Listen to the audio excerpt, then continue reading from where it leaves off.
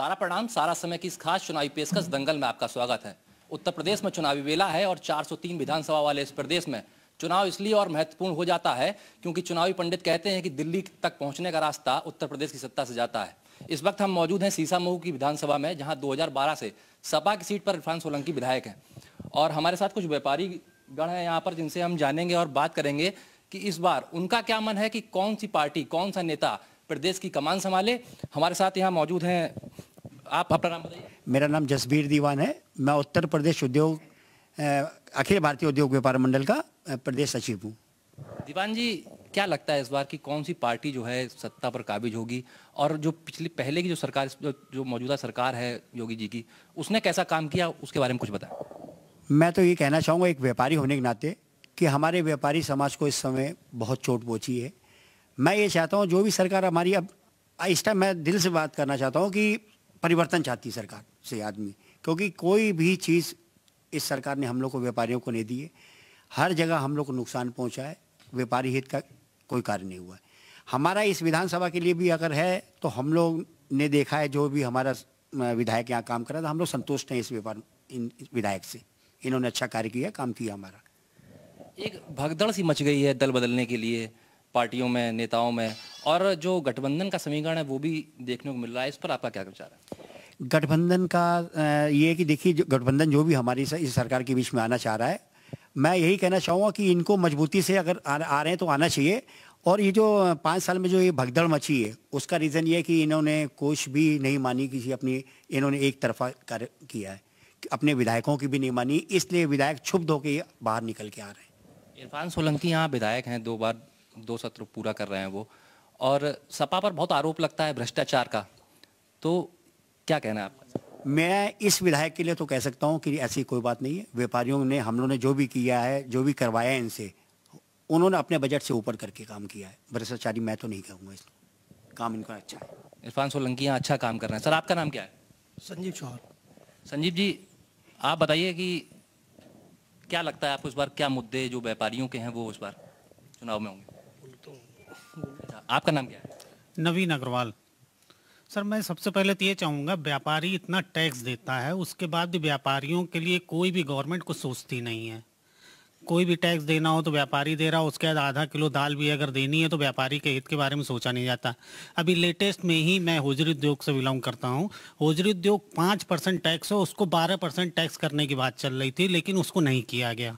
लेकिन वो 1 अप्रैल को जैसे ही सत्र लागू होगा, वो 1 अप्रैल को 12% कर देंगे। इसके अंदर 5% से सीधे जब 12% होगा तो 7% व्यापारी अपने पास से देगा, क्योंकि धागा हम लोग लेंगे 5% पे और 12% पे हम लोग माल बना के बेचेंगे, तो 7% व्यापारी वैसे ही नुकसान पे चला गया। और उसके बाद में जो रिटेलर्स हमारे व्यापारी हैं या सेमी होलसेलर हैं, वो जब 800 रुपये का कोई आइटम खरीदेगा, 30% के हिसाब से 1100 का बेचेगा, तो 7% वेरिएशन सीधे आ गया 1000 के ऊपर। तो ये चीज़ गवर्नमेंट को सोचना चाहिए कि 1000 रुपये के आइटम को वो सीधे एक टैक्स कर दें। जीएसटी को लेकर बहुत बात होती है, कितना फर्क व्यापारियों पर जीएसटी को लेकर पड़ा है, ये बताइए। जीएसटी को लेकर ऐसा है कि जो अलग अलग टैक्स ये लोग लगा रहे हैं, इसकी जगह हम तो ये चाहेंगे कि एक समान टैक्स लगा दें। आप फर्स्ट पॉइंट पे 12% लगा दीजिए, या 18 लगाना 18 लगा दीजिए, लेकिन एक जगह पे सिर्फ एक समान टैक्स लगाइए। कहीं पे आप कम लगा रहे हो, कहीं पे ज़्यादा लगा रहे हो, तो उससे चोरी बढ़ती है। ये कहते हैं कि पहले जो लोकल गुंडे थे वो व्यापारियों से बहुत जो है वसूली करते थे। इस सरकार में वसूली नहीं हो रही क्योंकि जो योगी सरकार है वो जीरो टॉलरेंस की नीति अपना रही है। इस पर क्या आपका कहना है? ये गुंडागर्दी तो देखिए ख़त्म हुई है, नहीं तो पहले व्यापारी लोग के अदर्स गवर्नमेंट जैसे सपा, बसपा, कांग्रेस, किसी की भी गवर्नमेंट रहती थी तो उसमें जो है लूटपाट ज़्यादा होता था। बीजेपी गवर्नमेंट में ये बिल्कुल ख़त्म हो गया है। इसलिए बीजेपी गवर्नमेंट में व्यापारियों के लिए तो लूटपाट से तो बहुत ही बेटर है, लेकिन व्यापारियों के हित के बारे में बिल्कुल नहीं सोच रहे हैं। अपने व्यापारी अपने हित के लिए परेशान है, लेकिन जो गुंडागर्दी है उस पर कहीं ना कहीं एक स्टैंड है आपका। सर, आपका नाम क्या है? राजेश गुप्ता। क्या लगता है आपको, क्या व्यापारियों के इस बार मुद्दे हैं चुनाव में जाने के लिए, और कौन सी सरकार इस बार जो है सत्ता में काबिज होने जा रही है? देखिए, सरकार से हमारा एक ही निवेदन है कि सबसे पहले जो हमारी समस्याएं हैं उनको देखा जाए, ठीक है, और हमारी समस्याओं का समाधान किया जाए। जैसे कि हमारी जीएसटी को लेकर है, ठीक है, हमारी मंडी शुल्क को लेकर के है, मंडी शुल्क को ख़त्म किया है। अब जैसे कि एक चीज़ आप समझिए, गेहूँ पे टैक्स लगा है, आटे पे टैक्स नहीं है। ये क्यों है ऐसा? आपने एक चीज़ पे टैक्स लिया है और दूसरी चीज़ पे नहीं है, तो ये चोरी कैसे रुकेगी? आपने जैसे अभी कहा है कि अन्य सरकारों में, मतलब कि सरकार का कहना है कि अन्य सरकारों में गुंडा राज था, व्यापारियों से वसूली होती थी। ठीक है, मैंने माना, लेकिन इस समय अधिकारियों की वसूली है इन सब चीज़ों को लेकर के, क्योंकि क्लियरिफिकेशन पूरी तरीके से है नहीं। जीएसटी को लेकर, किसी भी चीज़ को लेकर क्लियरिफिकेशन नहीं है। हर व्यापारी असमंजस में है और उसका फायदा अधिकारी उठाता है। आपको क्या लगता है कौन सी पार्टी इस बार सत्ता में आने वाली है? पार्टी कोई भी आएगी सर, कोई भी आए, मैं सभी के साथ हूँ। ठीक है, पार्टी का कोई वो नहीं है, लेकिन हमारी जो मांग है उस पे वो होना चाहिए। ठीक है सर, आपका नाम क्या है? अशरफ सिद्दीकी। आपको क्या लगता है क्या मुद्दे व्यापारियों के इस बार हैं और कौन सी पार्टी जो है इस बार प्रदेश में सत्ता काबिज करेगी? सर मुद्दे ये है, मैं फुटवेयर से रिलेटेड हूँ। अभी 5% था, अब 12% हो गया, जबकि फुटवेयर लाइन पे गरीब से गरीब बच्चा पहनता है, सब लोग पहनते हैं इसको। इसमें उठा के इन्होंने 12% कर दिया उड़ा के, जबकि इससे पहले 5%। इतना इनको टैक्स नहीं बढ़ाना चाहिए था। इसी तरह कपड़े भी कर रहे थे पर रुक गया। मैं चाहूँगा सरकार ने कुछ काम तो किए हैं, मगर व्यापारियों के हित में ऐसा कोई काम नहीं किया जिससे व्यापारी को लाभ मिल सके। टैक्स बढ़ते ले आ रहे हैं, हर चीज़ पर उन्होंने टैक्स बढ़ाया, और उसके बाद जो है पेट्रोल पे कोई सिलेबस नहीं इनका। बाकी जितनी चीज़ें हैं इन्होंने टैक्स बढ़ाने का काम किया है, और कुछ अच्छी चीज़ें की हैं। यूपी के अंदर इन्होंने बिजली दी है, सरकार ने अच्छा भी काम किया है, मगर व्यापारी हित में काम नहीं किया। व्यापारियों को कम से कम जो है इनके एक प्रतिनिधि को विधानसभा भेजना चाहिए, जिस तरह एमएलसी वगैरह को भेजते हैं, और व्यापारियों को भी अलग इनको प्रतिनिधि देना चाहिए। और जितने भी थाने वगैरह में हैं वहाँ पे व्यापारियों सुनी नहीं आती है, कोई बात होती है ठीक है, एक उनका वहाँ का जो क्षेत्रीय लोग होते हैं वो अपना काम में, व्यापारी परेशान होता है। अभी एक क्षेत्र की बात है, वहाँ व्यापारियों को जो है परेशान किया जा रहा था, मगर वहाँ पे जो है दूसरे लोगों को पार्टी बेस के ऊपर उनका काम नहीं किया गया। मैं चाहूँगा कि सरकार कोई भी आए वो कम से कम व्यापारियों की हित की बात करे, और व्यापारियों के लिए जो है कुछ। क्या लगता है, कमल खिलेगा या 22 में बाइसिकल चलेगी, या कांग्रेस भी कहीं रेस में है? भाई अभी तो सपा और भाजपा की लड़ाई है, कांग्रेस दूर है उससे। अब अगर जिस तरह लड़ाई हो रही है, व्यापारी तो चाह रहा है कि हमारा टैक्स जो कम कर सके, जो हमको थोड़ी सी सुविधा दे सके, हम उसको वोट देंगे। अभी आपकी विधानसभा में क्या नतीजे, क्या आप देख रहे हैं? आपकी विधानसभा में 2012 से सपा के विधायक हैं इरफान सोलंकी, कैसा काम रहा उनका? इरफान सोलंकी का काम बेहतर रहा, और लोग उनको वोट देना भी चाहते हैं। मैं चाहता हूं कि अगर सरकार सपा की आती है तो उसमें व्यापारियों के हित की बात की जाए, और खुद इरफान सोलंकी इस चीज़ को उठाएं। आपका क्या नाम है? सर मेरा नाम शिवम दीवान है, मैं उत्तर प्रदेश उद्योग व्यापार ट्रस्ट का प्रदेश महामंत्री हूं। और जैसे कि मैं इवेंट इंडस्ट्री और होटल इंडस्ट्री से आता हूं, तो मैं 2022 और चुनाव से ज़्यादा मैं ये बोलना चाहता हूं कि जब से कोविड आया, जब से हम लोग ये देख रहे हैं, जब से ये सरकार कोविड के टाइम पे रही है, और कोविड के समय मुझे ऐसा लगता है व्यापारियों के लिए और आम जनता के लिए कोविड के लिए कोई भी ऐसी चीज़ नहीं दी गई कि उन लोगों को राहत मिली हो। चाहे कोविड के समय में पूरा लॉकडाउन रहा, व्यापारी और लोगों की नौकरियों से उनको पैसे नहीं आ रहे थे, फिर भी उनको पूरा बिजली का बिल देना पड़ा, लोग करते रह गए। अभिभावक कितना परेशान रहे स्कूल की फीसों के लिए, कहीं कोई आगे नहीं आया, कहीं कोई भी ऐसा फैसला नहीं लिया गया। हॉस्पिटलों में हम लोगों ने ऐसी भीड़ देखी, ऑक्सीजन की वजह से लोग मर रहे थे। योगी जी कहते हैं कि उनकी सरकार का कोविड में काम बहुत अच्छा है और अमेरिका तक तारीफ हुई उनकी। देखिए योगी जी क्या कहते हैं, ये तो हम लोगों ने यहाँ पर बैठे जितने भी लोग हैं, इसमें से ऐसा कोई भी नहीं होगा जिसने अपना आदमी उसमें खोया ना हो लापरवाहियों की वजह से। हॉस्पिटल वाले परेशान थे, हॉस्पिटल वाले रो रहे थे, और सामने आके कह रहे थे कि हमें पीछे से ऑक्सीजन नहीं आ रही है, हम लोगों को कैसे बेड दे दें। तो ये तो सब पूरी जनता जानती है, जनता से कोई कुछ भी कह देगा, जनता मान नहीं लेगी, पहली चीज़। दूसरी चीज़, इवेंट इंडस्ट्री हो या होटल इंडस्ट्री हो, छोटे से एंकर से लेके बड़े से बड़े सेटअप वाले तक, हम लोग ज़रा सा कोविड का कोई प्रकोप आता है तो 50 आदमी की पार्टी कर सकते हो आप, 100 आदमी की पार्टी कर सकते हो, पर रैलियां 2-2 लाख आदमी की हो सकती हैं। मोदी जी भी आते हैं, योगी जी भी आते हैं, और अन्य सरकारें भी आती हैं, अन्य दल भी आते हैं, उन लोग को रैलीज करने में कोई दिक्कत नहीं है। बट 50 आदमी का आप देखिए, होटल इंडस्ट्री है या इवेंट है, अगर कोई होटल खोल के बैठा है और वो 50 आदमी के आने से उसके खर्चे पूरे नहीं हो रहे, 50 लोगों का स्टाफ का पेट पालना है, अगर आप ऐसे रूल बिना आकलन किए ले आओगे तो बट ऑब्वियस है कि जनता परेशान होगी ही होगी। और अगर आप लोग अपने लिए ये रूल फॉलो कर रहे हो कि चुनाव जीतना है, 2 लाख आदमी की रैली कर सकते हैं, तो फिर जनता यहाँ नहीं मानेगी, जनता कंफ्यूज हो जाएगी कि कोरोना को कैसे माने भाई कि रैली में 2 लाख आदमी आ सकता है, होटल में 50 आदमी नहीं आ सकता। इस वजह से लोग कोविड को हल्के में लेते हैं, इस वजह से लोग प्रोटोकॉल फॉलो नहीं करते हैं कि कहीं ना कहीं लोगों को भी अंदर से लगने लग गया कि कोविड चुनावी प्रोपेगेंडा है, कि जब भी चुनाव आता है तो कोविड एक्टिव होने लग जाता, फिर धीरे धीरे कोविड को कम करके कि अपनी रैली कर ली, दूसरी पार्टी को नहीं करने दी। क्या लगता है इस बार कौन सत्ता में काबिज होने जा रहा है उत्तर प्रदेश में? देखिए, मुझे तो इस समय 50-50 लगता है। सपा की लड़ाई बहुत तगड़ी है और उत्तर प्रदेश में लोगों को समझ में आ गया है अखिलेश यादव के उठाए हुए काम आज तक योगी जी पूरे नहीं करा पाए हैं। मेट्रो भी अगर कानपुर में लॉन्च हुई है तो वो अखिलेश यादव की ही देन थी। चाहे कुछ भी हो, हम लोग अगर किसी का किया हुआ काम नहीं मानेंगे। मैं ये मानता हूं कि कानपुर में जितने पुल नहीं थे, गोविंद नगर से यहाँ आने में 1 घंटा लग जाता था, गोविंद नगर दादा नगर दोनों पुल अखिलेश यादव जी ने बनाए। नवीन मार्केट में पार्किंग अखिलेश यादव जी ने बनाई। नगर निगम से लेके हर डिपार्टमेंट में जहाँ जहाँ जो जो चीज़ें इंफ्रा के लेवल पर डेवलप होनी थी वो अखिलेश यादव जी ने डेवलप करी हैं। प्लस मेट्रो की भी सौगात अखिलेश यादव जी ने ही फीता काट के यहाँ पर दी थी, जिसको बहुत मुश्किल से एक स्टेशन चालू कर पाए हैं।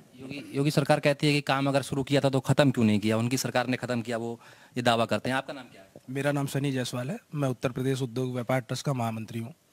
सनी, क्या लगता है आपको कि किसकी सरकार इस बार प्रदेश में आपको दिखाई दे रही है और क्या खास मुद्दे व्यापारियों के क्या खास मुद्दे होंगे जो व्यापारी लोग उठा रहे हैं? नहीं, आपने जिस चीज़ का यहाँ पे उठाया है वही मुद्दे बेसिक स्ट्रांग रहेंगे, क्योंकि व्यापारियों की ही हित की बात जो सरकार करेगी हम उसी की ही पल्ले की बात करेंगे। और जैसा कि हमारे प्रदेश महामंत्री जी ने कहा, मैं इस बात से बिल्कुल सहमत हूँ कि कोविड जो सबसे बड़ा त्राहिमाम यहाँ पे था, उस काल में बहुत ही अछूत रही सरकार व्यापारियों तक पहुँचने के। और बल्कि मैं यहाँ का दुर्भाग्य है इंडिया का कि यहाँ 75% लोग जो हैं वो कहीं ना कहीं किराएदार हैं, और उस किराएदारी में भी उनकी दुकानें बंद हो गई, पर किसी सरकार ने आके सहयोग नहीं किया, ना ही ऐसा कोई कार्य किया जिससे कि व्यापारी को स्ट्रांग मिले। चाहे वो बिजली हो, किसी की माफ़ नहीं हुई, लोगों को चढ़ चढ़ के पैसे देने पड़े हैं। हर आदमी ने, यहाँ हमारे अध्यक्ष जी जो बैठे हैं, इनका खुद का बिल नहीं माफ़ हो पाया, जबकि कोरोना काल जैसी आपदा में सबके व्यापार ठप रहा। और रही बात भाई प्रधानमंत्री जी की, तो प्रधानमंत्री जी जब रिकॉर्डिंग कॉल में कहते हैं कि 2 गज की दूरी और मास्क है जरूरी और 200 लोगों की पार्टी करिए, बिल्कुल सहमत हूं। हम सब चाहते हैं कि कोरोना ना फैले और देश में त्राहिमाम ना बचे। पर एक बात आप बताइए, जब 2 लाख की रैली हो सकती है तो फिर 400 लोग होटलों में क्यों नहीं आ सकते? वहां तो व्यापार जुड़ा है। तो हम लोग कंफ्यूज है कि भाई करना क्या है, उनकी बात माननी है या उनकी नहीं माननी है। अगर वो ये बात का आश्वासन हम लोग को देते हैं कि आप दूर रहिए, स्वस्थ रहेंगे, तो वो दूर क्यों नहीं रहते हैं? वो मास्क क्यों नहीं पहनते हैं? वो क्यों कोशिश करते हैं कि रैलियों में 2 लाख नहीं 5 लाख आदमी आ जाए? तो ऐसे फिर नहीं चल पाता है। क्या लग रहा है किसकी सरकार बनने जा रही है प्रदेश में? मैं तो बिल्कुल ये कहूंगा कि सरकार उसकी बने जो व्यापारियों के हित की बात करे, जो व्यापारियों को साथ में लेके चले। इस सरकार ने क्या व्यापारियों के हित की बात नहीं करी? बिल्कुल, इस सरकार ने व्यापारियों हित की बात तो छोड़िए, उस जनहित की बात नहीं करी। उन्होंने किसी भी ऐसे प्रकरण में कहीं भी व्यापारियों का सपोर्ट नहीं किया जहां से वो उभर पाता। आज के समय में सबसे बड़ा सत्य ये है, विकास अगर आपको करना है और घर की पॉकेट बचानी है तो व्यापार ना करे। इस स्थिति में लाके व्यापार को खड़ा कर दिया है, तो कैसे हम व्यापारी वर्ग कहीं ना कहीं थोड़ा सा रुष्ट दिख रहा है। आपका नाम क्या? उदय द्विवेदी हूँ, गुमटी व्यापार। उदय जी, क्या लगता है कि प्रदेश में जो सरकार ने काम किए वो कैसे किए, और अब जो चुनाव आ रहा है कि जनता किसे जो लखनऊ पहुंचाने वाली है?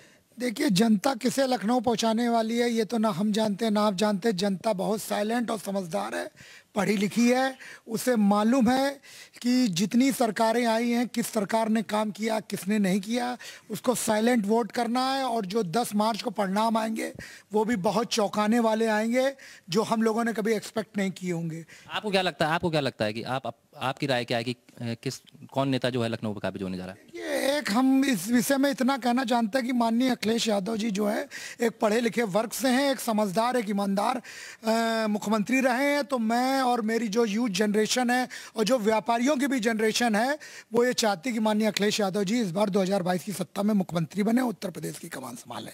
सपा का गठबंधन कई पार्टियों, क्षेत्रीय पार्टियों से हो रहा है, चाचा के साथ भी मिलन हो गया। भाजपा ये कह रही है कि चाचा के साथ अब वो मिल गए हैं, क्या ये चुनाव का डर है या कुछ और बात? देखिए, जो ये आरोप भाजपा वाले लगा रहे हैं, ये 2017 में इन्होंने भी यही काम किया था, छोटे छोटे दलों से समझौता करके और बाहरी लोगों को टिकट दे के। कम से कम 100 विधायक ऐसे हैं जो बाहरी दल से आके भारतीय जनता पार्टी में 2017 में बने, जिसका परिणाम यह कि 17 से 22 की सरकार उन्होंने, जनता ने देखी, जो जनहित विरोधी सरकार थी। आज अगर समाजवादी पार्टी अगर ये काम कर रही तो इसको गलत नहीं कहा जा सकता है। आपका क्या नाम है? मेरा नाम देवेंद्र प्रताप सिंह है। देवेंद्र जी, क्या लगता है कि क्या मुद्दे इस बार आप लोगों के होने वाले हैं चुनाव में? देखिए, चूँकि मैं युवा वर्ग से आता हूँ, हमारे युवाओं ने सोचा था, प्रधानमंत्री जी की बातों में आ गए थे कि युवाओं को रोज़गार मिलेगा, छात्रों के लिए पढ़ाई सस्ती होगी। लेकिन इस कोरोना काल में ना तो हम लोगों को कोई फीस माफ़ हुई और ना ही रोज़गार का वादा था वो रोज़गार भी नहीं दिया। और इसके अलावा बहुत सी रोजगार के तो आंकड़े योगी सरकार देती है कि हमने इतने युवाओं को रोजगार दिया। जी बिल्कुल, वो पकौड़ा तलना इन सबको रोज़गार मान रहे हैं। तो ये सब तो आप देखोगे तो 2 करोड़ से भी ऊपर पहुंच जा रहा है, लेकिन वो रोज़गार नहीं माना जाएगा। जो आदमी पकौड़ा तल रहा था वो भी आज तेल, रिफाइंड और इतना महंगाई की वजह से वो भी परेशान है कि उसने भी अपनी पकौड़े की दुकानदारी बंद कर। महंगाई कहीं ना कहीं एक मुद्दा इस चुनाव में बड़ा मुद्दा है। आपका नाम क्या है? सौरभ त्रिपाठी। त्रिपाठी जी, क्या लगता है आपको, क्या तैयारी दिख रही है पार्टियों की? किन नेताओं के बयान अच्छे लग रहे हैं? बयान तो इस समय हमें समाजवादी पार्टी के अच्छे लग रहे हैं। उत्तर प्रदेश की जो इस समय वर्तमान सरकार है, भारतीय जनता पार्टी के जो माननीय मुख्यमंत्री जी योगी आदित्यनाथ जी हैं, उन्होंने एक छलावे के रूप में हम सबको पूरे 5 साल ठगा है। इसके सिवा उन्होंने हमें कुछ नहीं दिया है। युवा वर्ग बेरोजगारी से जूझ रहा है, किसान अपनी आय दोगुनी के चक्कर में घूम रहा है। बोला था चप्पल पहनने वालों को हवाई जहाज में घुमाएंगे, उनके पैरों की चप्पल भी चली गई। अभी आप लोगों ने देखा कि हमसे ज़्यादा शायद आप दुनिया देख रहे हैं, उत्तर प्रदेश में आप घूम रहे हैं, सर्वे कर रहे हैं, किस तरह कोरोना काल में जैसे लोगों के कफन तक खींच लिए गए इस सरकार में। और बोलती है कि सरकार की आंकड़े ही नहीं छुपाती रही। पूरी तरह से इसने कोरोना काल में इस सरकार में आंकड़े छुपाए गए। भ्रष्टाचार का आरोप सपा पर सबसे ज़्यादा लगता है, कैसे देखते हैं उसको? किस चीज़ का भ्रष्टाचार का आरोप है, आप मुझे बताएं, फिर मैं उसका आपको उचित जवाब दूंगा। जो कार्यालय हैं, सरकारी कार्यालय हों या जो टेंडर हैं, जो काम पीडब्ल्यूडी के टेंडर हैं या किसी और चीज़ के टेंडर हैं, उसमें भ्रष्टाचार का बड़ा आरोप लगता है। ऐसा कुछ भी नहीं है। जो सरकार काम करेगी, विकास काम करेगी, उसमें पैसा खर्च होगा। और पैसा खर्च करने में और हम और आप नॉर्मल सोच लेते हैं कि भ्रष्टाचार हो रहा है। जब 10 करोड़ का काम सरकार करा रही थी, माननीय अखिलेश जी ने 2012 से 17 के बीच में करोड़ों का काम करा डाला, अरबों का काम करा डाला।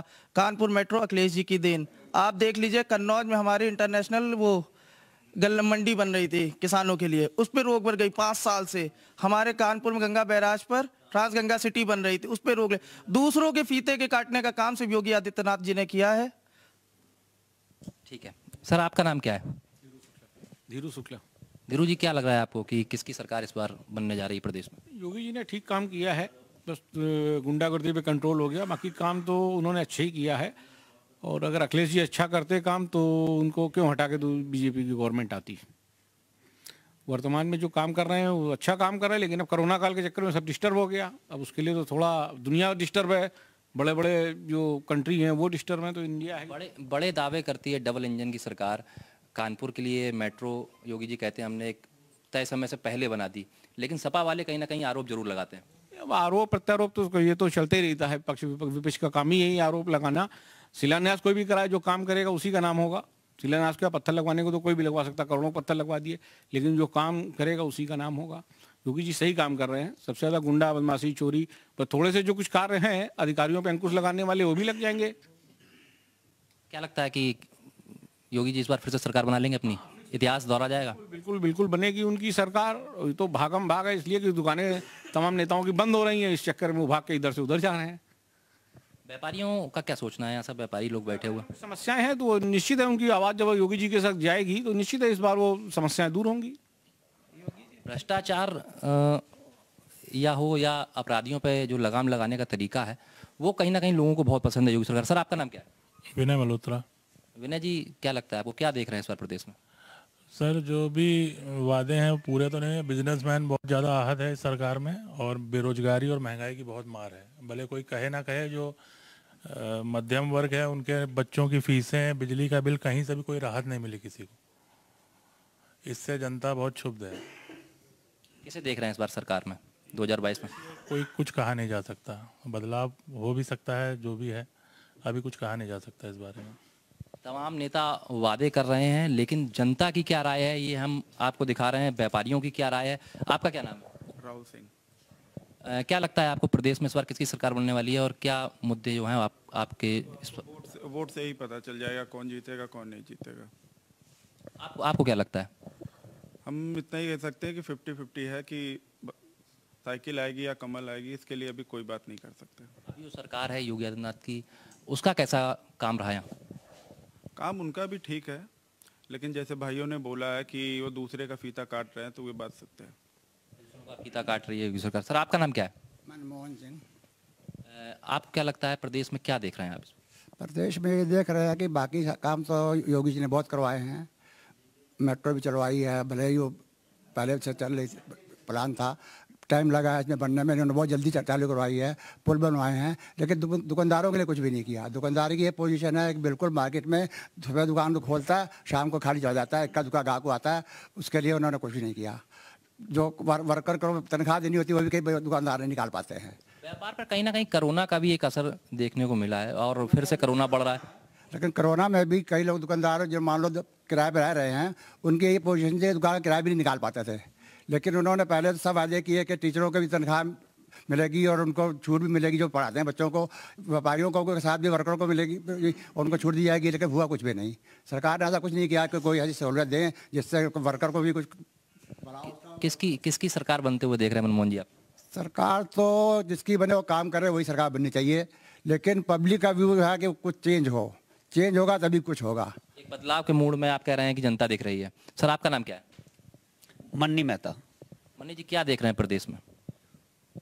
हमसे ज़्यादा तो आप पत्रकार लोगों आप देख रहे हैं, आपको ज़्यादा अनुभव है। जो आप जिस नज़र से आप देख सकते हो उस नज़र से नहीं देख सकते हैं, लेकिन हाँ ये हम देख रहे हैं कि व्यापार को बिल्कुल चौपट कर दिया है। जो ऊपर दायरे में था वो बिल्कुल ज़मीन पे आ गया। अब ये पोजीशन है, वो सोचता है मैं अपना घर चलाऊं कि व्यापार चलाऊं। व्यापार तो बिल्कुल जीरो है। छोटा व्यापारी अपनी जगह से परेशान है और बड़ा व्यापारी अपनी जगह परेशान है। बाकी ये कर दिया, वो कर दिया, वो कर दिया, वो तो सभी कर लेते हैं। जो जनता को खुश करे वो है बंदा। क्या ऐसे काम है जो व्यापारियों के लिए सरकार को करने चाहिए? देखिए, व्यापारियों के हित में कोई भी काम हो, व्यापारी उसी के साथ जाएगा। सबसे प्लस पॉइंट ये आपने जीएसटी लगाई, अच्छी बात है, लगानी चाहिए, लेकिन उसका एक होनी चाहिए कि हाँ इस बंदे को इतने में, ये धंधे को इतने में, इतने। लेकिन जब चाहा, जैसे नोट बदलाव हुए, रातों रात नोट बदलाव चले गए, तो ये सब चीज़ें अच्छी नहीं, हम व्यापारियों के लिए नहीं हुई।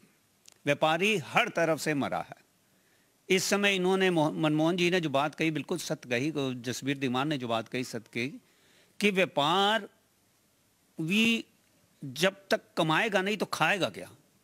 जब पब्लिक नहीं होगी, ग्राहक नहीं होगा, ऊपर से कोविड का ये फिर दोबारा दर दिया गया। आप 50% तो जो पब्लिक है वो कोविड से परेशान है कि अरे जाएंगे, हमें ना हो जाए, अरे जाएंगे। हम घर से निकलते हैं यही सोच कर निकलते हैं ये पता नहीं कोई कस्टमर कैसा आ जाए, तो हम ना इसी में, इसलिए मैंने मास्क जेब में रखा हुआ है, मास्क बिना रहता नहीं हूँ। व्यापारियों की हितैषी खुद को बताती है बीजेपी सरकार। एक बड़ा सम्मेलन भी अभी कानपुर में किया गया था, क्या देखते हैं आप? देखिए जी, बदलाव तो हम भी चाहते हैं। अब आदमी, बच्चा पहली क्लास से जब दूसरी क्लास ऐसे पढ़ते पढ़ते जो बड़ा होता है तो उसकी क्लासें चेंज होती है, तो उसका माइंड भी चेंज होता है। इसी तरह हम आप पब्लिक हैं, आप हैं, हम लोग का भी माइंड चेंज है और चेंज होना चाहिए। वैसे ही ऐसी गवर्नमेंट को भी चेंज करना चाहिए। आपका क्या नाम है? जी, दीपक मल्होत्रा। दीपक जी, क्या लगता है प्रदेश में इस बार किसकी सरकार बनने वाली है और व्यापारी वर्ग जो है वो थोड़ा नाराज दिख रहा है, इस पर क्या कहना है? बिजनेस तो रहा नहीं, अब बिल्कुल भी बिजनेस नहीं है। सुबह आइए, दुकान खोलिए और शाम को वैसे खाली हाथ चले जाइए दुकान में ताला लगा के। और कारोबार है नहीं, और बदलाव तो देखिए होगा। जो ये 80-20 वाला ये सिस्टम बना रहे हैं, ये समाज को बांटना चाह रहे हैं बीजेपी वाले। तो 80-20 वाला खेल जो होगा, ये इनको 80 वाले भी सपा में जाएंगे और 20 वाले भी सपा में जाएंगे। इस बार सपा एक विज्ञापन बीजेपी आजकल बहुत अखबारों में भी दे रही है, जगह जगह पोस्टर भी लगे हैं कि फर्क साफ है। विकास के बड़े दावे हैं, 5 एक्सप्रेसवे बना रहे हैं, 2 केंद्र ने दिए हैं, चाहे वो पुल हो, चाहे शिक्षा का क्षेत्र हो, चाहे चिकित्सा का क्षेत्र हो। सरकार हर जगह दावा करती है कि उसने बड़े विकास किए। कहाँ विकास को देखते हैं आप प्रदेश में? देखिए, विकास तो सभी सरकारें कराती हैं।